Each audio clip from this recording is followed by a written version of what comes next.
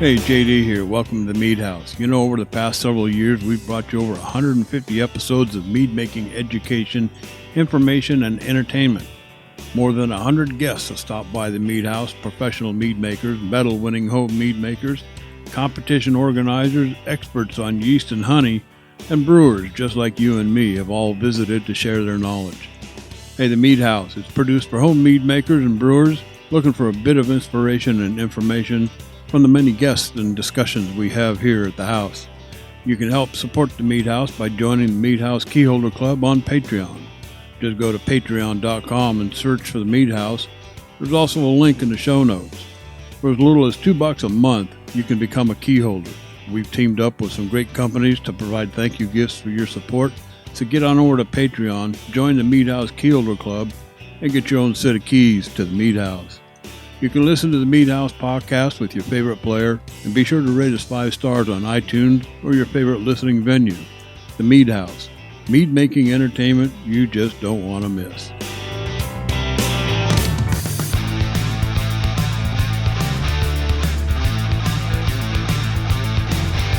Hey, welcome to the Mead House, and thanks for listening to episode 189. Okay, so I don't know what happened to the goats last week, but the last I saw, they were headed north. Something about a goat roast in the south. But anyway, Jeff and Ryan are here. I'm JD Webb. Hey, the Mead House. We are just literally everywhere. I don't want to go through the whole list. You know the drill here. iTunes, Stitcher, even Amazon Music. Check the list out on the front page of the website. Of course, that's going to be themeadhouse.com. They're all there. Hey, in this episode, you know, it's funny how a lot of these interviews start out in a garage somewhere with a few friends with ideas of creating the perfect beer, or moreover, of a group of college students and their buddies looking to create a cheaper beer. But hey, the end result is telling because the outcome are craft breweries like Akyonm Brewing in Akron, Ohio. Tonight we talked to one of its founders, Shawn Adams, who also happens to be the head brewmaster. And in segment 2, hey, this is straight. I know who put these show notes up. How about another flavor brewing ideas segment? 2 ideas. Ryan and I, that'll give you the hint away right there, are in the midst of a polar vortex. Well, so are we. It's only been about mid-60s out here, guys. So I don't know about your polar vortex, but ours at least I can still wear a short-sleeved shirt outside. I hate you. What's that? I said I hate you so much right now. Oh, yeah, Ryan, he's probably still digging out. I mean, how high is the snow up the side of the house, Ryan? 6-8 feet? No, it's not too much snow. I mean, there's, I don't know, a foot or so on the ground, but it's been cold. Just colder than hell. Later. All right, but hey, we're going to talk about some styles that may want to warm you up a little bit on a cold day. And then in segment 3, of course, this is where we have a lot of fun here. Social Club. This is where we try to answer questions from mead makers and brewers with no formal expertise other than what we've experienced in our own brew house. All that and more here at the Mead House. But first, hey, thanks to all of the Mead House key holders like Brad MacArthur, who helped keep the Mead House podcast free. You too can become a Mead House key holder and help support the show for as little as $2 a month. We got some great thank you gifts to send out to you.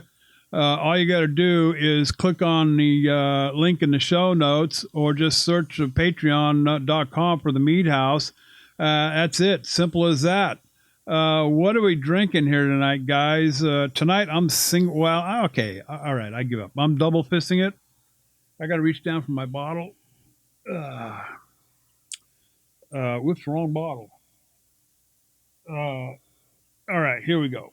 All right. I'm double fisting it tonight. And the first one's going to bore you to death because it's just water. The second one, however, tonight is Bourbon Tuesday. So people. I'm not going to say one of my favorites. I almost said that. A lot of people ask me, "What's your favorite bourbon?" And I don't have a favorite bourbon. I have my bourbons categorized top shelf, middle shelf, and lower shelf. Not even a bottom shelf, because some of the cheaper bourbons are actually pretty tasty. Um, the one I'm drinking tonight is Michter's bourbon. This is a Kentucky straight bourbon whiskey, small batch. This stuff, you probably heard me talk about it before. I've had it on show. This stuff is outstanding. Now, if you're a bourbon, if you think you want to get into some bourbons or whatnot, I wouldn't recommend starting out with this one. I would go with something like a Bell Mead or something along that lines and work up the mixtures.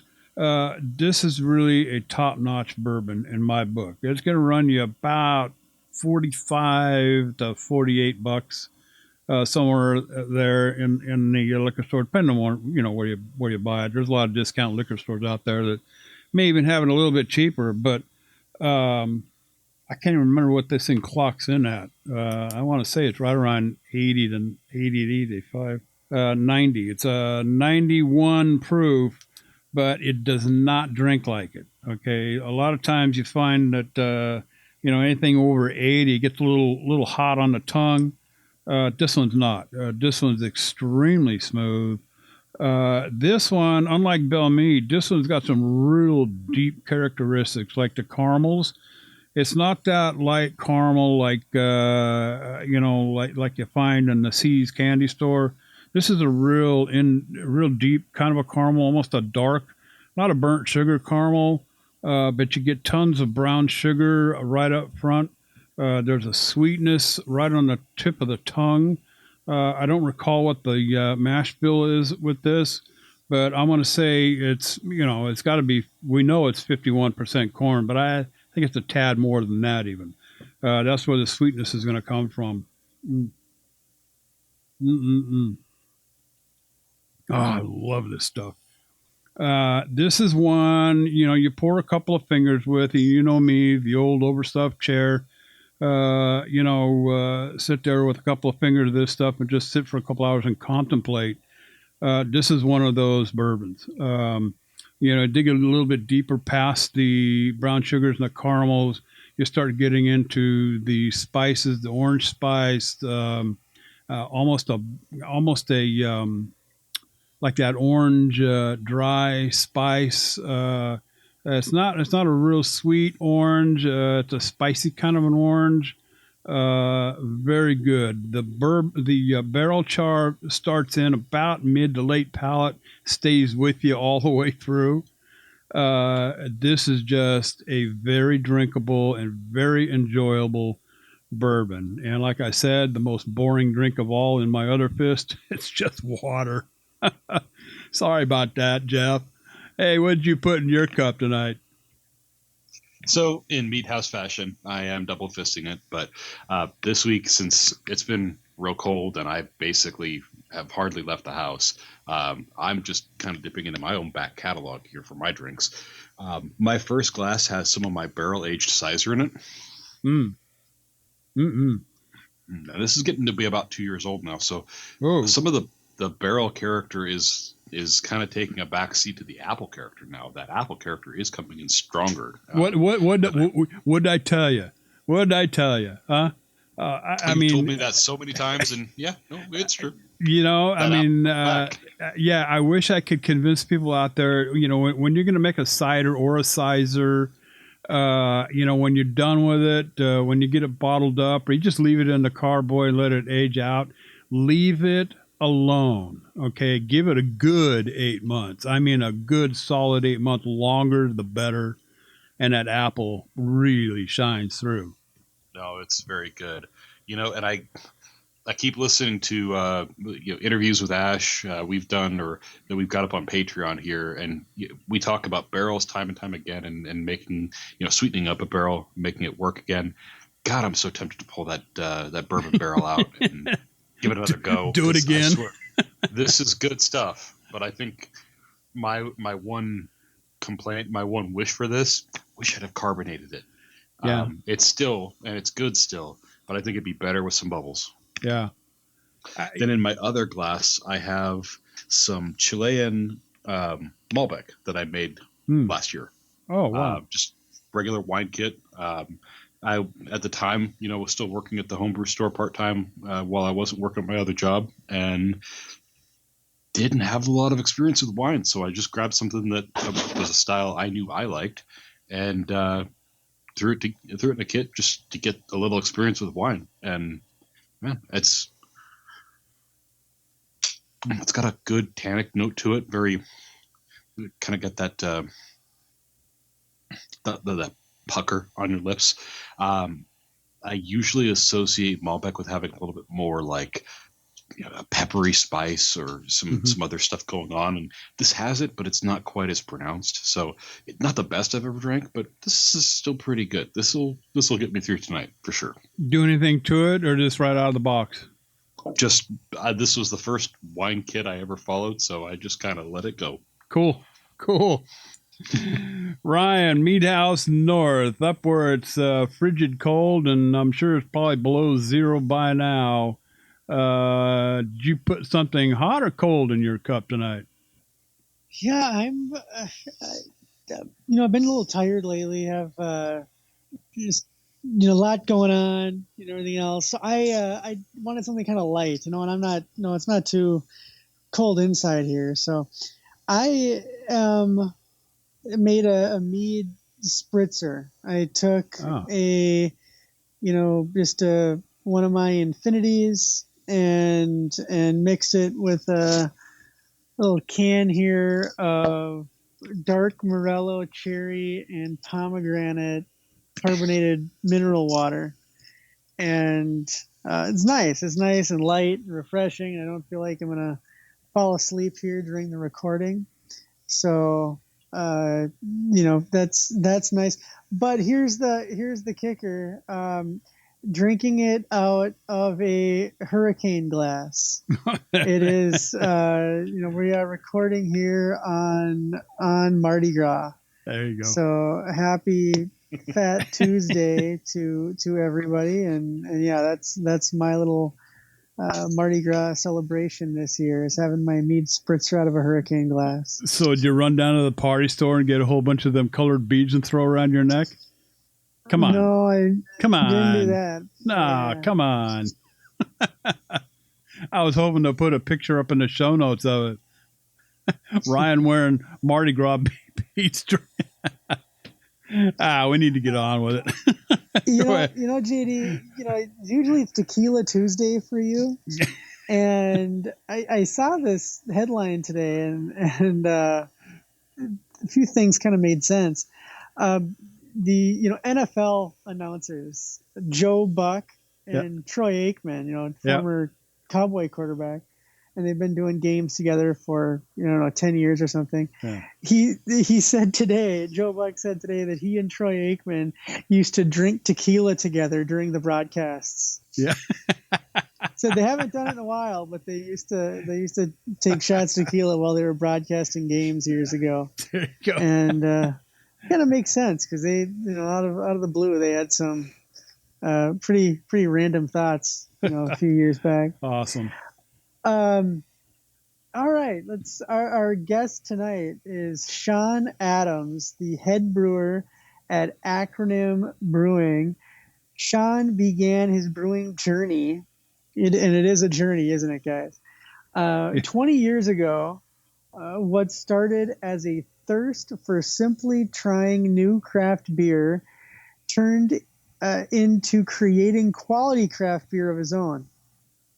I think that's something we can all, we all relate to that one too. Yeah. He has committed himself to becoming a master brewer and thrives on the creative process involved in brewing great beer. We kind of talked about that last week a little bit, that creative process of doing it. He is a certified beer judge, a member of the Master Brewers of the Americas, and has traveled across the country to participate in competitions. As head brewer at Akyonm Brewing, he's won over 18 medals at competitions around the country. Wow. Shawn has a BS in physical education So My, you know, I don't know. my physical education teacher told me I had a BS degree in that too, because I never showed up. That's one class I show up to all the time. You know, like sometimes I'd stick around even if it wasn't my Yeah, class period for that. And yeah, but I'm thinking of another BS. you know, I know, and I'm saying I never. That's not one I'd skip. I mean, sometimes I'd try to take that class 2-3 times a day. There you go. All right. And let's see, and degree in park and resource management. Ooh, maybe he forages. That'd be kind of wow. cool. Currently serves as a full-time firefighter for the city of Akron with over 20 years in the job. Wow. I'm sure none of the firefighters ever asked to drink his beer after a long day. And Akyonm won 3 medals in our as we continue our tour here of the honey beer competition. They won a medal in the fruit, veg, spice category with their Spicer Street Christmas Ale, and a medal in the other category with Pervasive, and then a medal in the barrel-aged category with the bourbon barrel-aged version of Pervasive. Up my alley. So a lot of hardware going on over there. Welcome to the show, Shawn. Thanks for joining us tonight. And what is in your cup? So I'm drinking Pilsner tonight. I would normally drink some bourbon on Tuesday, though. So he does have me. You guys got me there. But I figured I needed to be somewhat coherent. Well, wait a minute. How far away from you is the bourbon bottle? It's not that far. Actually. Go get it. Steps. It's up to steps. But now we might get there. So I'm drinking our Italian Pilsner. It's called Giro. Ooh. So I'm drinking that. It's a dry hop Pilsner. Ooh, nice. Yeah, I've seen that style a little more popular, lately. That there was an article in Craft Brewing magazine, I think, and I kind of saw that, and I've seen a handful more of those pop up, and it's a really interesting style, especially when most people just think of a Peroni, and they think of an Italian. Yeah, right. This is not Peroni. I promise you that. Not that there's anything wrong with Peroni. It's an easy drinking beer, but it's more like a German. If you think of the style, I think of it more as a German Pilsner, with a little bit of the newer German hops, but very balanced. So I think the whole thing with it is hitting the balance on it. But again, it's still got that nice hop aroma and hop flavor. Excellent. Sounds delicious. You've been busy. You guys have picked up some hardware. You've done some stuff, and I'm curious to hear a few of these. Sure. And how you approached them. Sounds like there's a lot going on here in this Christmas ale that you had put together. Why don't you start by telling us a little bit about that one? So, do you guys know the phenomenon that Christmas ale is in Northeast Ohio? Do you guys have that you guys know about that at all, or no? I know about Christmas ales, but I'm not sure about the Northeast Ohio fervor for them. Okay, so yeah, I mean, it's a winter warmer, which would be the classic style, which was it's an English beer with spices, and that's kind of my approach to the beer. But so Great Lakes is the biggest brewery probably in the region for craft in Cleveland, and they started making Christmas ale probably 25 years ago, I would say. But it is unbelievable here. People that will drink nothing, they'll drink, never would touch a beer, will drink Christmas ale for 4 months. Oh, wow. Here, which is a good thing, because I think it's got tons of people into craft. Oh. So, which is amazing. But again, it's its own animal. It's a thing. It is a thing in Northeast Ohio, Cleveland, Akron, all the way over to Youngstown. It kind of stops at Columbus, though. People will drink some Christmas ale in Columbus, but That's kind of the dividing line. It's got to be north of there. And then the people are really, it's truly a regional style. I mean, I not exactly on these numbers, but Great Lakes, it's probably like at least 70% of their barrel age per year. And it's a 3 or 4 month seasonal. And, and they do over 100,000 barrels. Wow. So Christmas ale, I'm thinking cinnamon, nutmeg, allspice. Maybe a little, maybe some other spices in there. How does the honey come in for you?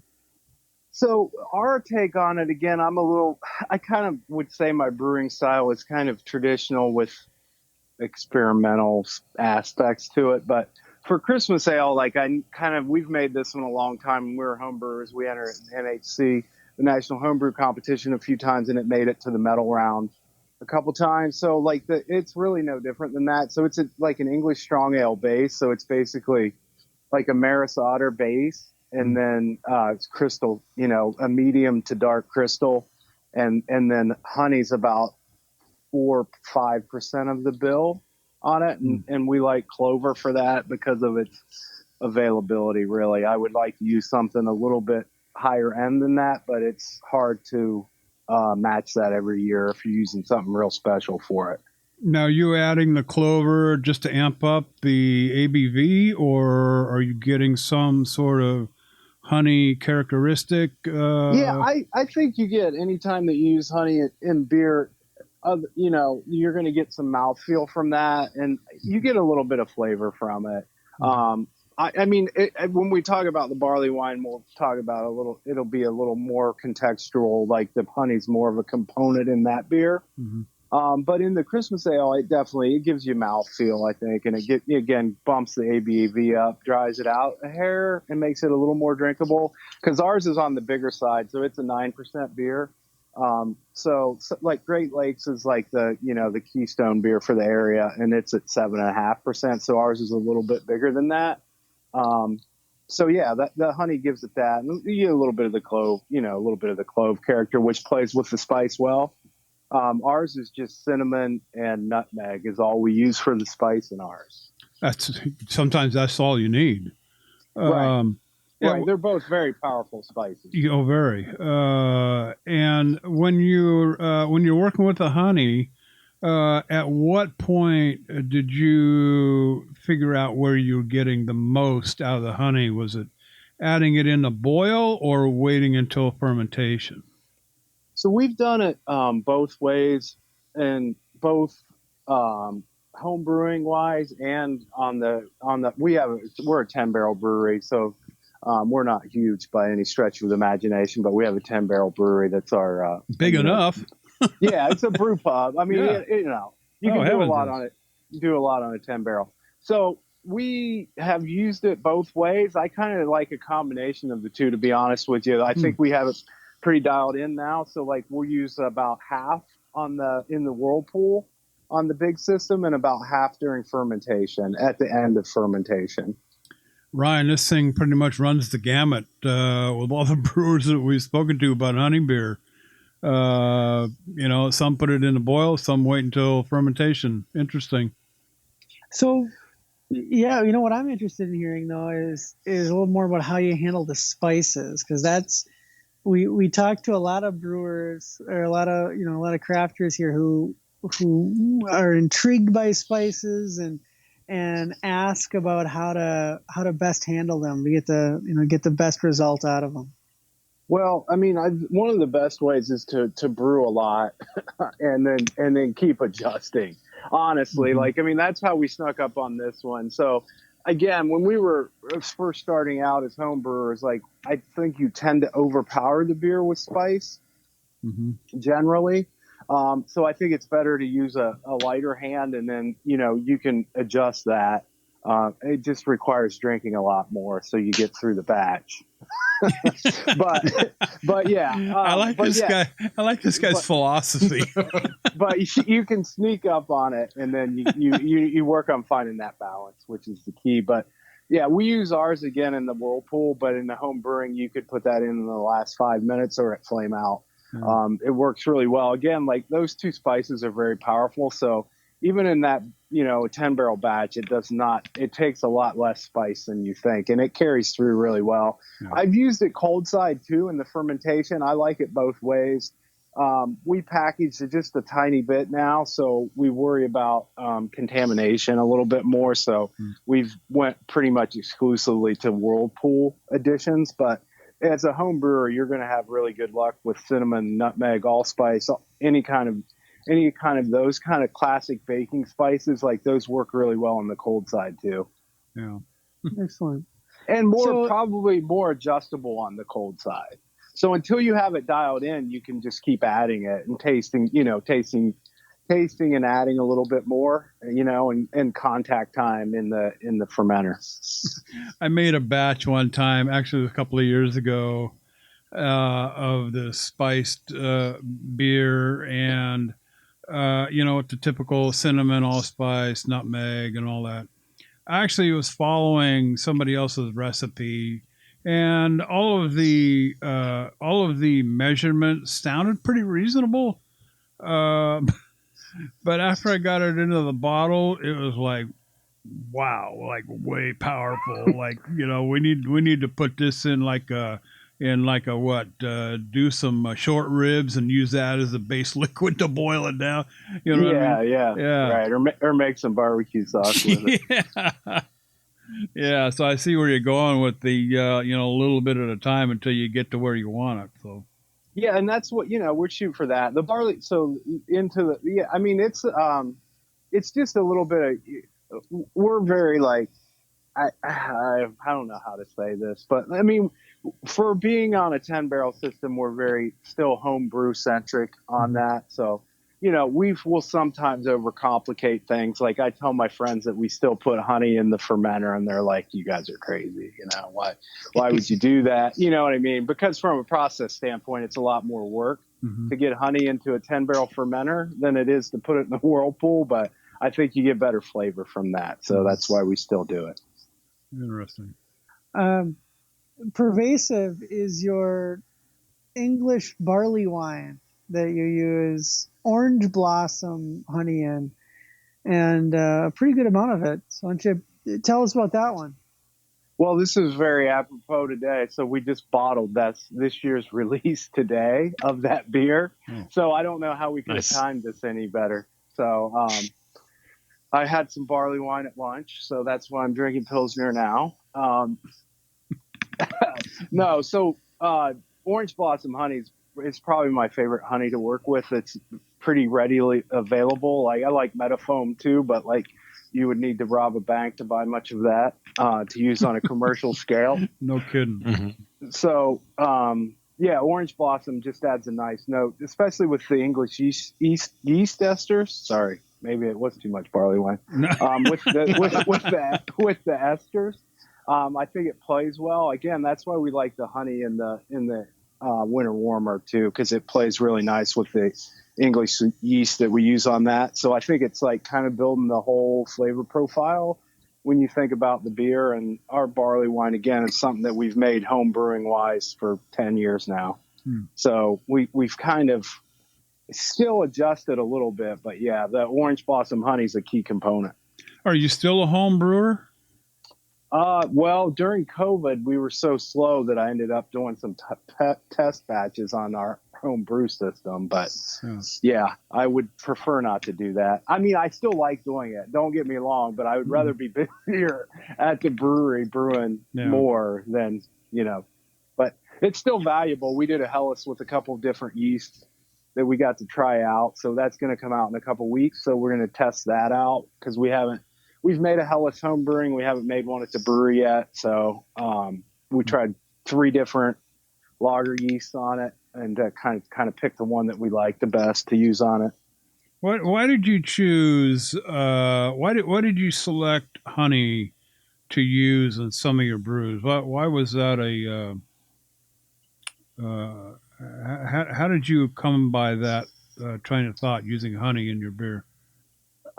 It's a bit goes back to the home brewing part and like the historical part of brewing. It interests me. Like the English history of brewing is very interesting to me. So, and I can't remember the article, but I know I read an article about them finding some like 75 or 100-year-old mead in England. And I mean, it's super intriguing because it never really goes bad. And I like the idea of making barley wine that could last, 15, 20-year barley wine intrigues me. And I think you get some of that preservative part out of the honey. So that part's, interesting to me. Just kind of all that history interests me. And then the flavor profiles of the honey, I think it adds something to the beer and the depth of flavor. Nice. So, Shawn, does your malt bill or your hop bill for that barley wine change at all, knowing that you're going to put honey into it? Do you have any consideration there? Yeah, we think about that a little bit. The first batch, so we made barley wine. I love barrel aging program, and that was one of the things that we wanted to get going early on. So like the 8th batch I brewed on the big system was pervasive to put into barrels so that we would have that, for our 1-year anniversary. And then we would have some regular barley wine for our like opening kind of. So we thought about that, but I didn't know that I couldn't get the hops that I wanted. So we had to use some different English hops. And it as a regular barley wine, it didn't work as well. It came off a little bit harsh. But then after we aged it in the barrels, it came out nicer. And it's still evolving and getting better over the years. So, yeah, we kind of think about those things. Again, like I kind of shoot for like kind of the middle to higher of the style. Like I kind of pretty classic for some of the English beers that we do. We try to be pretty much to style. So there's some medium dark crystal in it. This last batch I used a little bit of Munich, which actually played better with the honey. So that was interesting. The Munich kind of kicks the honey off a little bit because that note when it ages, like Munich ages differently than crystal. It doesn't oxidize and give you as much rich caramel flavors, but it gives more of a honey note. So like I got that really in this batch that we bottled today. That was it, and we aged it a bit longer because of COVID and the way everything went. So it was in the bourbon barrels for 14 months. So it really kicked the honey note off on it. You really get the orange blossom still really comes through. What I love anything aged in a barrel. Of course, bourbon barrel being my favorite. So what contributions are you looking for when you age, a brandy wine or whatever that you might be doing in a barrel?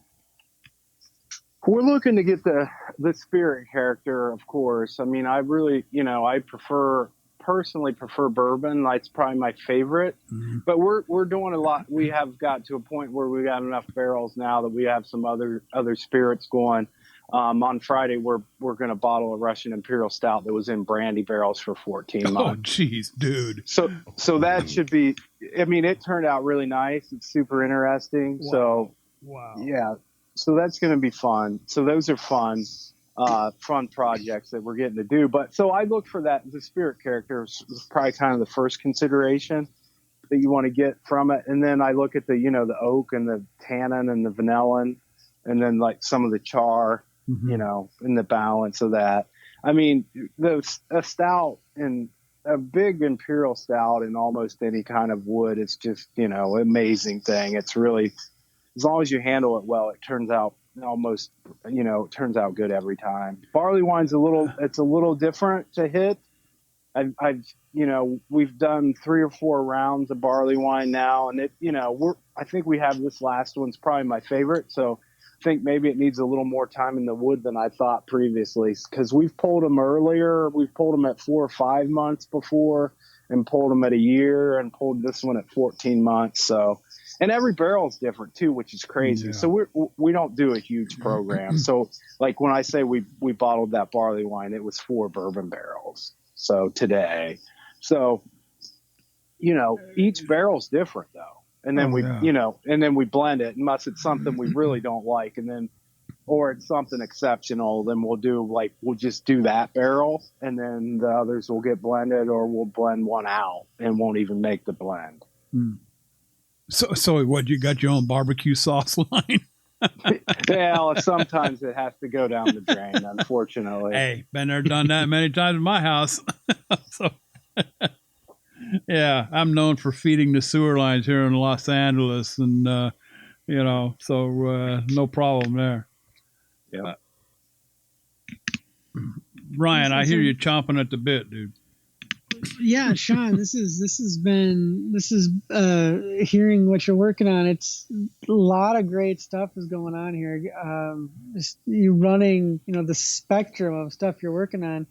What's next for you? What gets you excited and enthusiastic? After 20 plus years of brewing here, what's the next thing that has your interest? I mean, it's wild. Like it's a wild time in craft beer. I mean, there's a lot of competition, and COVID's made it, it's made it really hard. So, I mean, I think we may be splitting off into a direction here. So, like, our lager program is pretty good. We always have 3 or 4 lagers on. So, I think craft lager is kind of a way to go. And I really enjoy lager. So I think we're going to kind of focus kind of on lager. And then we have a couple hazy IPAs that we make and a couple American IPAs. But I think we'll probably, I would like to grow the lager program and then keep our barrel aging going. We do some mixed culture beers too. Which is almost a bad word now, trying to sell those. Ours do pretty well, but we don't do very many of them. Why is that? People just not into that, or people looking for more traditional type? I think it's American palate. Honestly, I think people tend to want sweeter things than they want sour things. Mm-hmm. I just think that's what it. I think it's what it kind of comes down to for the general audience. People that are really into beer, I mean, they love mixed culture beers still. But I mean, I think even if you talk to big brewers, even like Firestone Walker, probably that's out there in California, they probably tell you the same thing, I would think. Yeah, one of my favorites out here. Once in a while, they'll put out a limited edition, something aged in a barrel, always a dark beer. And oh my Lord, it's so good. Expensive, but really good. I would love to get into some of that brandy one. I've never had one, but yours really sounds good. Can you ship to California at all, or no? I can send you one. I'll figure it out. You message me. We'll figure it out. Okay. We'll figure. I can't. I don't think I could commercially do that, but there's some way we could probably figure it out. I can send you a sample. Yeah, a sample. Oh, that would be great. I've never had one. I've always been curious about them. I see. I mean, you go to someplace like Bevmo or Total Wine or. And there's just, there's too many of them on the shelf to want to pick from.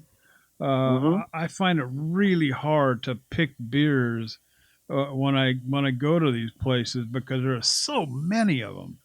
It's I have a particular flavor profile that I like, and I love Pilsner beers. When I was a kid, I was raised on Coors beer. That was my dad's beer. And, then into the Miller Lights and all that. But then soon into adulthood, later, okay, I'm not giving away my age here at all. But later adulthood, it all tasted the same. Literally, all tasted the same. Like it was made from the same horse. And, it wasn't until I had my first craft beer that I thought, man, I'm drinking beer for the first time. And then I started getting into some of these lagers and pilsners that actually had a flavor to it. Stuff coming from the hop. One of my favorites is a Citra. In fact, it's called Citra Light, I think. I don't remember the brewery, but it's made with Citra hops. It's light, refreshing, but the hop character is pronounced. It's one of those types of beers that you can throw a 6-pack in the cooler on a sunny day on a beach and just drink can after can after can. You know what I mean? Yep, that's the beauty of a well-made lager. Yes, and that's what I like. So are taste profiles changing in America when it comes to lagers and pilsners? I think so. Like, I think the initial craft brewing wave, I think they were against. I'm sure the craft brewers would tell you, even those first guys, I would bet that they were drinking some pilsner and some mass market macro lagers on the side. I'm sure, because those beers are drinkable. I mean, there's a reason they still make them, you know? Sure. But I think they were afraid to go straight after making a beer that's like Budweiser, you know? I mean, if you're a craft brewer, you want to differentiate yourself from macro, right? So the easiest way to do that is to make an English Russian Imperial Stout. I mean, that's as far away from macro lager as you can get, right? Yeah. So, but I think we're coming back to, getting back to beers that people like to drink, and you're going to come back to lager every time almost. I mean, Oktoberfest style beers and fest lagers are, one of my favorite beers to make, and they're one of my favorite beers to drink too. I mean, if you can drink 3 or 4 half liters of a beer, it's good. Well, yeah, in a lager, to me, a good lager or pilsner, it's good to go any time of the year. Whereas I kind of, favor the darker beers more towards the colder months of the year. But I could sit, okay, so give it away. I live in Southern California. All right, it's we're in a cold snap here. It's like 60 degrees. Okay, right, it's going to be -2 here in Akron tonight. So. I could pop the refrigerator open and pull out one of my Citra Lights just as much as I could pull out a dark beer, a good Guinness or whatever. Okay, and down that at the same time. I mean, right. That's just how it goes here. But to me, a lager is good to go any time of the year. I don't care where you live. Whereas the darker beers, maybe not so much. Yeah, there's Northeast. Go ahead, Shawn. No, go ahead. No, you go ahead. I'm sorry. I was gonna say there's, I've seen a lot of the craft lagers evolution, I should say, or the way they've kind of cycled. Started out, you'd see some like India Pale lagers. I'd see some of those come around. There's a brewery not far from me that makes just a fantastic Vienna lager, super flavorful, just really nice, really great to drink. And then you've seen them more get into some of these like craft pilsners, right? Or like I said, Italian style pilsners, or classic German pilsners or Czech pilsners, and really just go after that really clean lager that shows off the brewer's ability. Because there's, like I said, you make an English Russian Imperial Stout, or a triple dry hopped pale ale, you can cover a lot of flaws. You can you can cover, there's lots of places to hide. But there's not so many places to hide if you're saying, here's my classic Pilsner. If you made some mistakes in there, you're going to find those flaws pretty readily. I wanted to ask you one thing here as we're winding down, because we are getting over time here. But you're a home brewer, and maybe you were, Shawn, maybe you had all the equipment and you were totally set up. But there's a lot of folks that don't have the ability to lager in their home setups. They don't have the temperature control. Have you ever played around, or what are your thoughts on some of the folks now that are trying to make faux lagers? Using some of the yeasts at ale temperatures, but still trying to bring out some of those lager qualities. Yeah, I totally like. when we were getting done home brewing before we opened the brewery, this was becoming a little bit of a trend. And I'd always like Kolsch too, which you can ferment a little bit warmer, which is very lager-like beer. But 3470 or, Weinstoffen yeast, that 3470 strain, I think you can use that strain warm, and I don't think you would have any problems making a pseudo lager with that strain. I think you can make a really good one with that. I know craft brewers for sure that make pseudo. They don't even call them pseudo lagers. They call them lagers, and they use Chico for that. They just ferment it really, at the bottom end of the range, probably like 64, and make a good lager. I think you can do it for sure at home. And then again, with all the new Kvik strains out there, go. That's another way to go. I think, the biggest thing is probably focus on your ingredients that you're putting in there. And then, you definitely can do it for sure and make good lagers and give it time, give it time to clear up. I think that's, again, if you have the ability to cool it down once it's done fermenting, lager it for, 4, 6, 8 weeks. It's going to surprise you. I know it's hard to do that sometimes home brewing because you want to drink it. But, if you can put it down for a while after it's done fermenting, those are going to be good beers.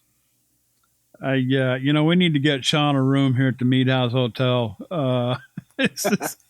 I'm ready to come out to California. I'll bet. Holy cow.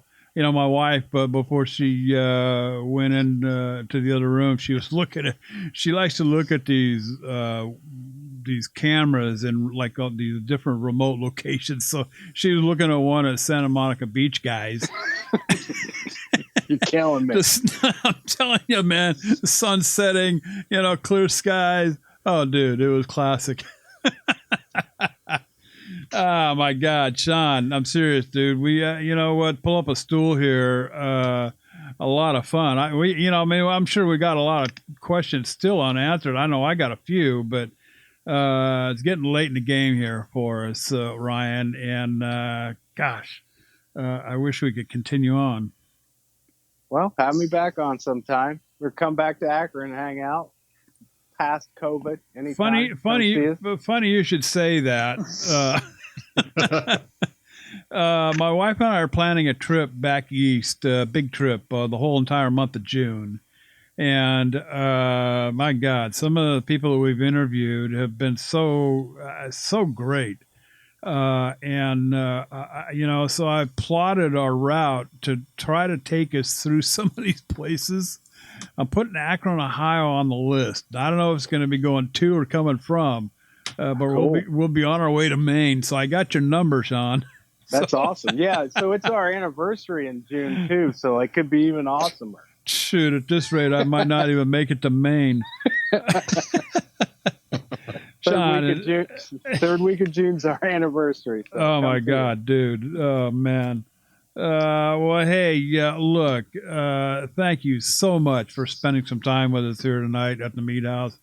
I really appreciate it. And let us know, first of all, your website, and for the folks that are listening in Ohio, where can they pick up your brew and any gear that you might have? Yeah, so we actually do have gear on our website now, so you can get on there. If you're in Ohio, we're getting ready to ship you beer anywhere in Ohio. And then obviously if you're in Northeast Ohio, come see us at Akyonm, downtown Akron. Akyonmbrewing.com. Jump on that website. If you guys are interested, anybody's traveling once we get past COVID, stop in. We'd be happy to have a pint with you. How far are you from Ohio, Jeff? It's a drive. I think it's about in the neighborhood of 9 to 12 hours. Depending on how far Jeff's away. In Kansas City. That's a drive. And Ryan is up there in freeze-ass Minnesota. So anyway, Shawn, again, thanks a million for stopping by the house tonight. And we would love to have you back. Anytime. Thanks, guys. I appreciate it. Take care. Cheers. Stay warm. You bet. Bye. Bye. Wow. I tell you what, there's another one that can just pull up a bar stool at the bar here at the meat house, and we can go on and on and on. Oh yeah. I like I like his outlook on things, Ryan.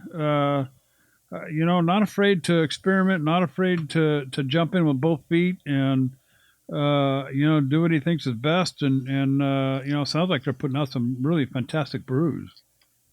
Yeah, absolutely. I mean, I like his attitude too. I like the way that he's approaching the stuff and just going for it. It seems like a type of guy not only wouldn't mind drinking his beer, but you wouldn't mind having one with him. Yeah.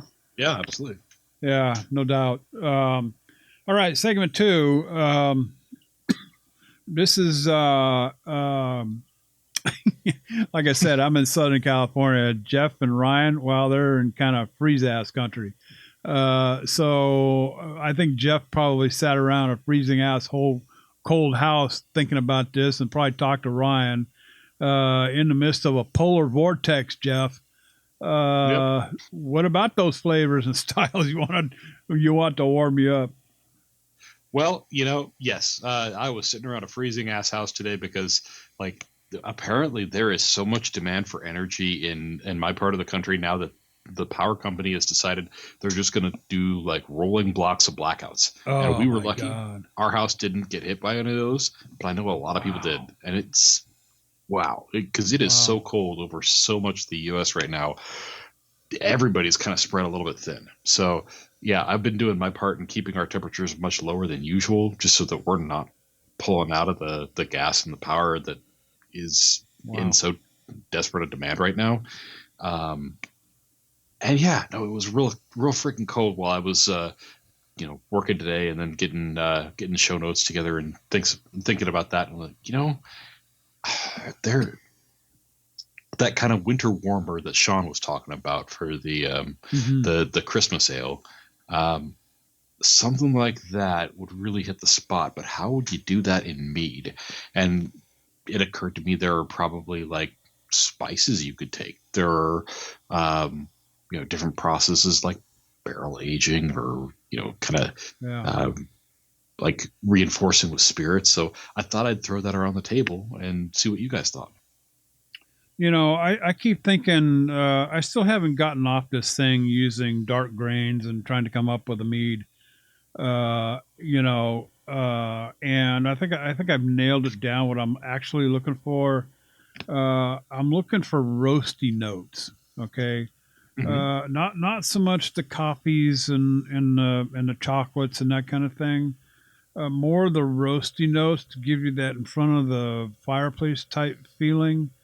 Okay. I want it high alcohol. I want it to be 10-12%. I mean, we're talking about that's kind of that's high for what I'm looking for. And I'm also thinking of something of a bochet type honey. And I got avocado on the back of my mind. Lightly bochet. I mean, you don't have to do a whole lot to avocado because it's got a deep, rich flavor to begin with. But I have bochet of avocado honey. I like the outcome. But there is to me, I think there is a stopping point. It comes kind of early, I think, with avocado. What do you think? Well, I have not caramelized avocado myself. I got a couple pounds of it just kind of spare laying around that I may try at some point. But avocado as it stands is pretty malty and dark in the first place, which is, it sounds like what you're kind of going for is kind of a smoky porter kind of a situation. So something like that. Yeah. Yeah.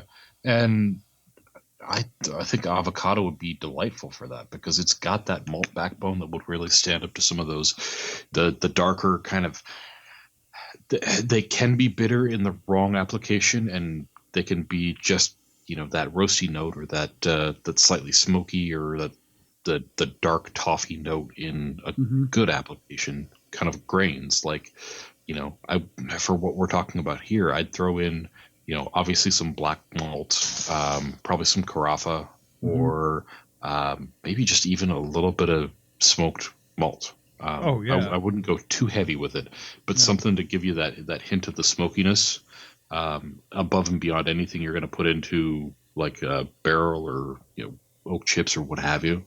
I think that'd be the way to.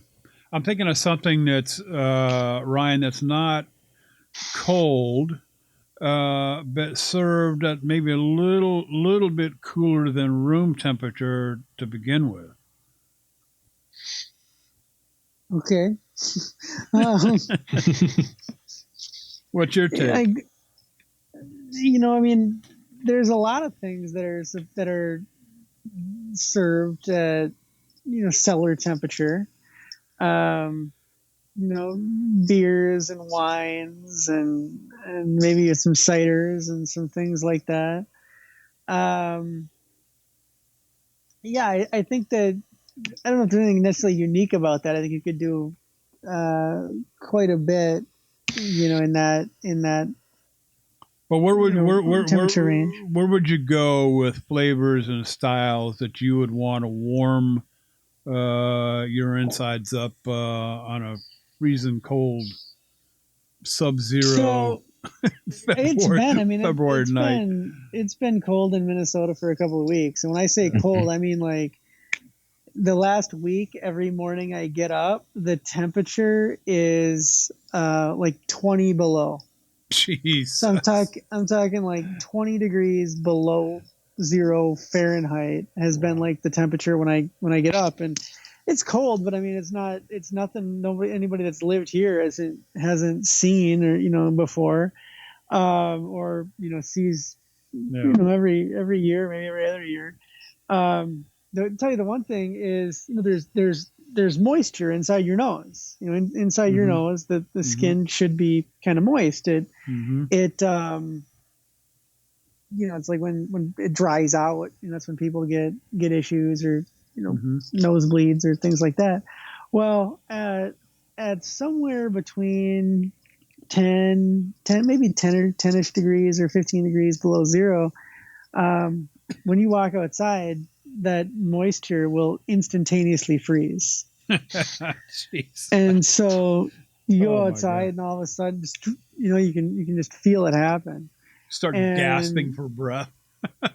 And I mean, it doesn't necessarily freeze shut. You just feel the ice crystals, just that moisture in your nose just immediately freeze, and then you go inside and it just melts quickly. But it so I guess what I'm saying is it's cold here. I mean, okay, well it's cold a lot of the time. It's not too big of a deal. But what am I thinking about? What do I want to drink? Not always something heavy. It would be the answer. I know sometimes people like, sitting down by the fire and getting a real thick drink, warm drink, but no, it's not always something like that. I think there's times when you want something a little citrusy or a little fruity to kind of contrast the cold, so you could do, something like that. I think that here, bars aren't open right now. I'll tell you, bars aren't open really, too many places, but when the bars were hopping, I'll tell you, the colder it got, sometimes the more like tiki drinks people would order. Just because they want to contrast that cold with the with something kind of warm. I tell you something else. For me, it's kind of interesting.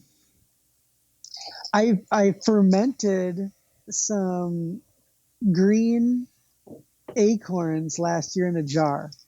So this is right when the acorns were green, coming off the trees, and just thought, okay, let's see what we can. I'm sorry, not green acorns, green pine cones. I fermented some green pine cones in a jar that I never ended up doing anything with. So I might throw those, just make like a really simple ale recipe or braggot recipe, and toss those in and see kind of what happens, because they start out with kind of a citrusy flavor, and I wonder kind of as they fermented here how that kind of developed their flavor. And I think that would be interesting. That would also be something pretty interesting, and that's kind of along the lines of where some of my brewing here. So that's kind of Cool. That's what I'm thinking about. So Jeff, down there in Kansas City, I don't imagine the temperature is too far below where Ryan's sitting at. I mean, this morning we woke up to negative 20-degree weather, and it was the worst of the last 2 weeks as opposed to the norm. But I was not thrilled when I woke up this morning at all. So, and I'm kind of thinking along these same lines. Part of me is I do like the idea of something a little bit smoky. Just that the idea of the fire and the warmth and getting to taste some of that in the drink sounds kind of nice. And I don't know if I want to take that from like a grain perspective. Part of me almost wants to do a kind of a mead tail, but not nearly as light as like what Ryan is talking about. Part of me wants to take this, like get a sack mead, something that's very high ABV by itself and maybe a little bit of residual sweetness, and then partner that up with something like an Irish whiskey or an amaretto. Kind of mix those in there, and maybe throw in a little bit of fruit note too. Like I could see a little like a raspberry syrup or something like that. Just a tertiary or an ancillary flavor to those two could be real hopping. That's kind of where I'm thinking right now. So you're talking about brewing a mead to make a mead tail or a cocktail. Yeah. Initially, I thought, it'd be great to do like just a high ABV kind of sack mead, really good body, high alcohol content, and then do an age in like, whiskey soaked oak. And then I thought, what if I'm not feeling whiskey, but I'm still feeling that? Maybe I need to take a cocktail approach to this, because that amaretto idea, the kind of the almond, the nutty flavor, along with the smoky flavor, that spoke to me in a different, appealing kind of way too. So, I kind of like the versatility of having that, just a well-made, heavy sack mead, and being able to blend that with whatever I'm feeling that night too. Yeah. Spring isn't all that far off either. No. That's another, I know that there's sometimes a desire to make meads quickly, to drink quickly. But I think by planning ahead, you can get a jump start on some of the stuff you'd like to enjoy in the spring or even the summer. Like I do my cider. Of course, my ciders are typically those take months to age out anyway. I always spoke about that. But when it comes to springtime or summertime, I'm usually looking for something light. I'm looking for something low ABV. I'm looking for something dry. But I'm also looking for something flavorful. And that could come from fruit, hops, you name it, spices, if that's the case. So that would be my take. I have these, Ryan spoke of this last week, I think, the 3 canisters from Brew Firm, Ryan. I haven't dug into mine. I've been dealing with an issue that you guys know very well about for the last 6 to 8 weeks. I have just not been in the mood. So I'm eager to give those a shot and come up with something maybe for the springtime or even the summer. And maybe even bottle up and transport it with me back to North Carolina. Don't tell the state troopers that. But anyway, so that's that. That's as far as coming up with a recipe. My idea of a spring, summer type thing is light, refreshing, easy drinking, low ABV, nothing seriously spiced up or hopped up. Something where you can put one can down and get the other can. So what's your thoughts on that? Jeff. Ryan, if you want to jump in first, go ahead. Go ahead. Well, yeah, I'm with you on the low ABV and the light, because I feel like I do tend to drink heavier stuff in the wintertime, especially in the springtime, at least at this point. When I kind of look forward to what I want to drink, I'm thinking either lightly fruity or heavy on the floral.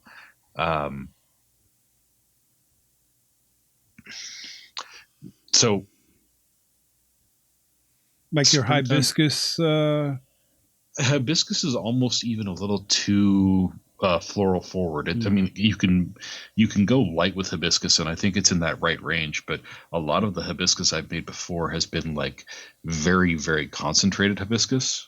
You take a tea approach to it and make a very dark red hibiscus to it. I'm thinking something more along the lines of, like elderberry, or sorry, not elderberry, elderflower, or some light fruit, maybe.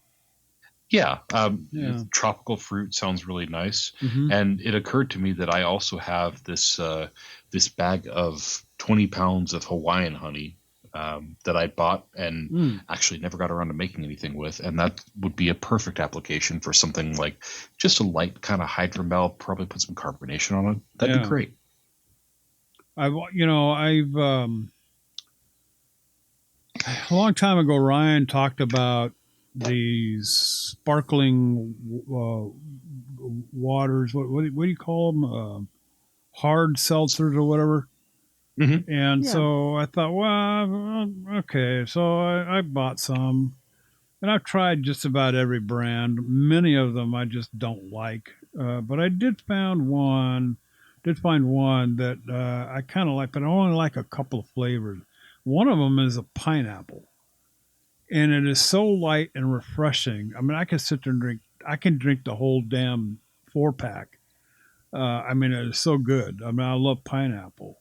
So something along that lines, Ryan. What's your thoughts on spring, summer? What are you looking to put together? I'm looking to kind of go, with the summer type crushers, that I usually do. I mean, I've got kind of a rosé style, mead that I've talked about in the past. I've got the Ryan braggots, which are good summer crushers, and trying to do some different variations on those.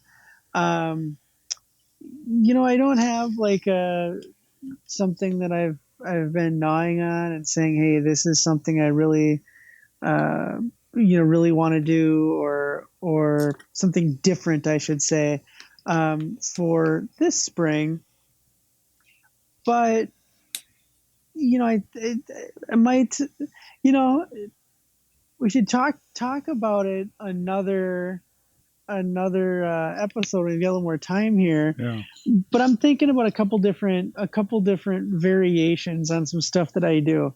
Actually, maybe I'll put that in the notes for next week. We can talk about. We can spend some time talking about one of those. Sounds like a plan. I kind of I'm going to throw you guys for a little bit of a loop here, because this is coming. It popped into my mind here, and it something also from our conversation, but then something I was talking about this evening before the show. We talk a lot about knowing the process, knowing the procedure, getting to know your ingredients, that kind of thing, and kind of having repeatable batches, or being able to repeat what you're doing. What do you guys think? A fair amount of what I make is not repeated, or it's not ever going to be made again. Sometimes it's because, I should say a lot of the time, it's because I've got like some specialty ingredients, and it's just not possible or feasible to get those again. Yeah. To make this, it might be a limited edition, or a yeast, somebody like a one-off, production of a yeast, or it could be maybe you've got some, coffee beans from Hawaii on a one-time thing, or some special honey on a one-time thing, Mm-hmm. or you've caramelized honey a certain way, or the hops you have, or maybe you fermented green pine cones in a glass jar. And the ability to repeat all of these things exactly is just not there. Yeah. And so I was pouring a beer today for somebody, and he said how much he liked it, and it was one of his favorite. It was actually a braggot, one of his favorite brews that I've made, and everything else. And I said that one's a one-off. That's never going to be made again, because I don't have those honeys. I had some kind of really interesting honeys, and kind of some interesting grains that would be almost impossible to source. And again, so anyway, I just want to get you guys' thoughts here on just kind of, what do you think when you know, maybe you know it ahead of time, that this is a truly one-off batch? You are not going to be able to repeat this thing. And then what do you think of doing that fairly regularly? Do you know what? Write that down. Write all that down. That's an excellent topic for next week, I think. All right. Or the week after, if we want to talk about the stuff you're planning immediately. I mean, yeah, that's actually a good topic, Ryan. I think we can spend some time on that. I kind of want to move things along here a little bit, because we are kind of getting thin on time. I want to get to Social Club. I hate leaving these guys out. And in this episode, of course, this is where we answer questions based on no formal expertise other than we've kind of experienced in our own brew house, and that runs the gamut, believe me. This first one up, guys, is from Renby,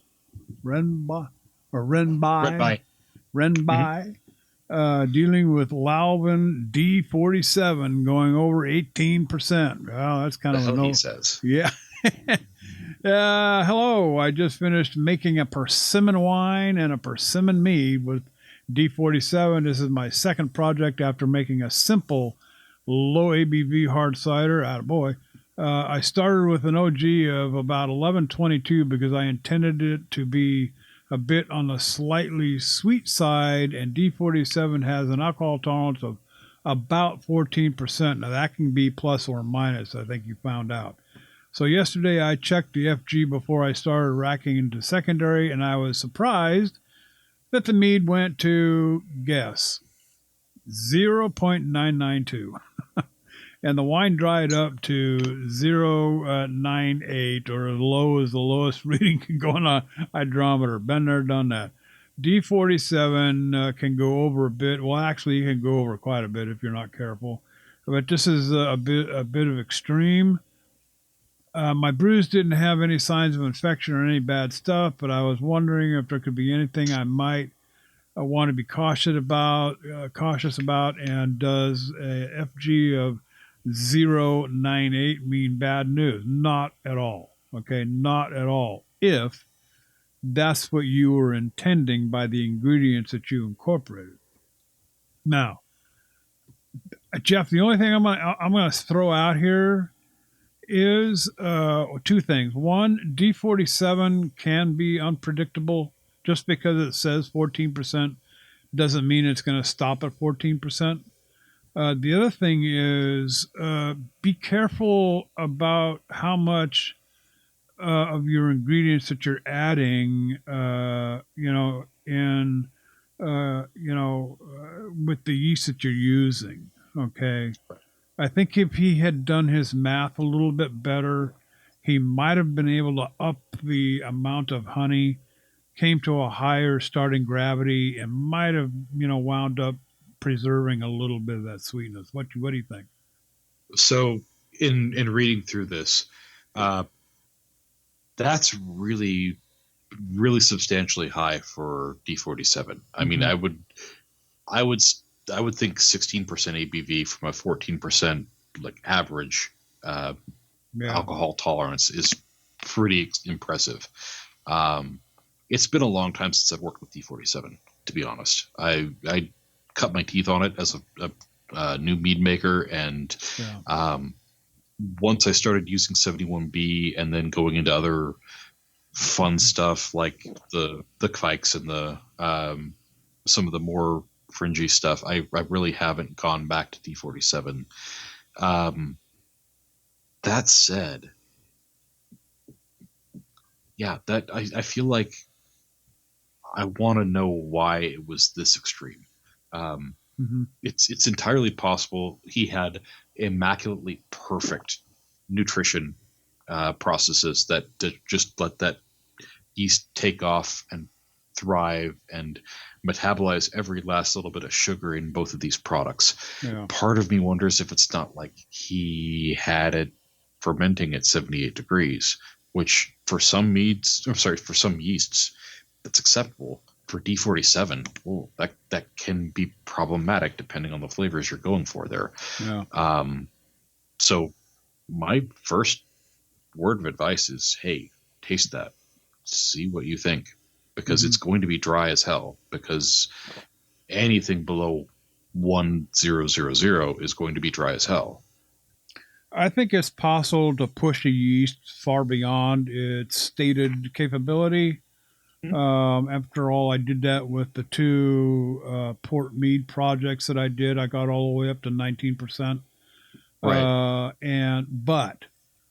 that comes with a lot of intense effort. Okay. I mean, this is a very intense thing because you are constantly monitoring temperatures, hydrometers. You're coaxing this yeast with nutrient and honey additions, and I mean it's hard. Okay, you just can't dump yeast into this thing and say, okay, it's going to go to 19%. That's not going to happen. And I feel like from the tone of this post, it was more of a, wow, that's weird. It just did this. Yeah, and it wasn't like an intentional thing that I pushed. Yeah, and I mean, even if 18%, I don't know. Was this hydrometer reading correct? I don't know. Without actually speaking to the guy, I have no idea. But let's get Ryan's 2 cents. Ryan, any thoughts with D47 18%? Like you said, it can be done. It can be done well, but you've got to, whenever you're doing a yeast, that I guess we don't know the temperature, but my gut is, you might have been fermenting it on the high side. And what I was going to say there was when you're doing anything outside of the temperature range recommendation of a yeast, you've got to be careful, and that you don't start producing flavors that you don't want. Yeah. Okay. I mean, I should say it becomes likely that some of those off flavors are going to be a little more, be there a little more. So you just got to be real careful with that. Yeah. I'd love to know how it turns out. I'd love to know how he, what he thinks and that. So let us know. And D47 it's something I'm interested about. Yeah, D47 is not a bad yeast. I mean, I'd like to know what it tastes like dry. I mean, he might have come up with something, a little wood, a little French oak, maybe a little Hungarian oak on top of that. It might have turned out with something kind of tasty, actually. Well, and you could make a good mead with high temp D47. And we've had Ricky the mead maker stuff, and he swears by that exact process. So, I mean, it's not exactly what everyone is going for, but in some cases, we've got proof positive it could work well. Yeah. The next one, guys, I'm going to skip over because it's kind of long and we're getting short. But I'm going to skip down to Jason Pashke on micro meads and brewers. Anyone have suggestions for a 5-gallon batch that was hit with too much clove to be consumable? Oh my God. My thoughts are using it as a mulling mead with cinnamon and dosing it 50-50 with a really, you know what? You're on the right track, dude. Right there. Use it as a blending mead. Ryan, what do you think? Too much clove in the mead. Well, two schools of thought on this. Number one, so you got a 5-gallon batch, and now you gotta, let's say you're gonna mix it 50-50 with the traditional. Now you're gonna end up with a 10-gallon of this stuff. Mm-hmm. And, let's just say that's still a little bit off. So you might mix it with 5 more gallons, and now you get 15 gallons of this stuff. You gotta just, Suddenly you have 15 gallons of meat you don't want to drink, really. Right. I mean, if you gotta make sure that you like this here and that it's turning out the way you want, because if something's a little bit off, like if you end up with something that's a little too sweet and you blend it with something that's on the dry side and you come up with something in the middle you like, no problem, sounds great. But if you start out with a clove bomb, and unless you really like clove, you might not want to end up with 10 or 15 gallons of it. So I just say, know your limit. Like if you trade stocks or anything like that, you should always have a stop, a high stop and a low stop kind of a thing.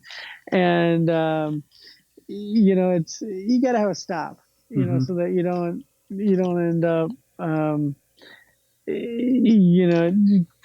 sitting one day, it's almost there, and you get, next thing you got 25 gallons of this stuff, and you go, I don't really like clove, that much anymore. Yeah. And so, understand where that stop is, so to speak, to say, if like JD, you lubricate the sewer lines, or if it is worth trying to blend to perfection. There you go. Jeff, we're going to end on this one. Skip down one more. Joshua Cadaret on Modern Mead Makers. I dig this one. Making a margarita mead. That's right up my alley. Half honey and half organic blue agave nectar in the primary, and then sectioned limes and sea salt. Maybe a bit more honey and agave in secondary. It will eventually be back sweetened with a little agave. But my question is, how much salt and how many pounds of limes to use? Any experience? Thank you in advance. One thing I want to say about this margarita mead. Okay, the agave, I don't think that the agave nectar is going to give you that margarita-like flavor. You got to figure what goes into a margarita. Okay, that's lime. It's going to be something like an orange liqueur, Cointreau, what have you. And even other flavors. My wife picked up a blueberry margarita today. Gloria makes a blueberry margarita. It's actually pretty darn good. So think, Jeff, I'm thinking about the things that go into a margarita, not the things that, or even a light wood aged in tequila. Okay, might give you that margarita-like flavor, but I'm not thinking agave at all, or the salt. Yeah, I have not fermented anything agave related. I've seen it at Costco. I've seen a bunch of people on Facebook and Reddit and various other platforms say, "Oh yeah, no, I got some of this agave and I'm going to ferment it." Mm-hmm. I've not seen any results from that, so I'm not sure how well that happened. But I have a feeling if it were good results, I would have heard about it by now. I'm just not sure. Again, that's the way to go. I kind of like your idea of soaking some light wood in a tequila to bring out more of that flavor, to get that margarita kind of an idea. He asks about things like how much salt and how many pounds of limes and this, that, and the other. I think salts you want to handle, if you're going to put it in there at all, at the very end. Mm-hmm. Worry about the fruit first. And as far as limes go, don't use limes. Use lime zest. Zest the lime. Yeah. Because those oils in that zest are, how many times have we said this? They're where all the flavor is coming from. Yeah. Toss the limes in there. Make yourself a cherry limeade and just enjoy that as a non-alcoholic kind of side thing, because it's going to be summer sooner or later. So why not? The only other thing. Go ahead. As far as like that Contreau, I'm pronouncing that really wrong. The Contreau. Triple sec. Contreau, triple sec. Yeah, exactly. Yeah. The orangey liqueur flavor. Yeah. I would say if you're going to go for that route as well, you want to throw probably some bitter orange peel in there. Yep. Yep. And then plan to just very judiciously, very slowly back sweeten to kind of get the sweetness that comes with a lot of citrus in that margarita mix, whether it's like a bottled margarita mix or, you just juicing these and throwing in a little like raw sugar or whatever the process is for wherever you're getting that margarita. You're making this for yourself. So you're going to determine the level of sweetness that is perfect for you. And if you're insistent on doing salt, this is where you would do that same way, that back sweetening step, just a little at a time to see where that flavor hits for you as to what you need. Personally, I wouldn't put any in there. I'd salt my glass. There you go. That's exactly what, dude, you're reading my mind. Right there. Ryan, a margarita mead. Would you use the organic blue agave nectar, or would you put those things, like I said, those things that are related to a margarita, like the lime, the Cointreau, the ingredients that would make a good margarita? Yeah, so I've played around with the agave nectar once, and I made, I used I think a 50-50 honey and agave nectar, and it was okay. I mean, it does give you some interesting notes. Mm-hmm. So yeah, sure. What if you really want to do this on, just kind of create like a little, a quick little margarita mead?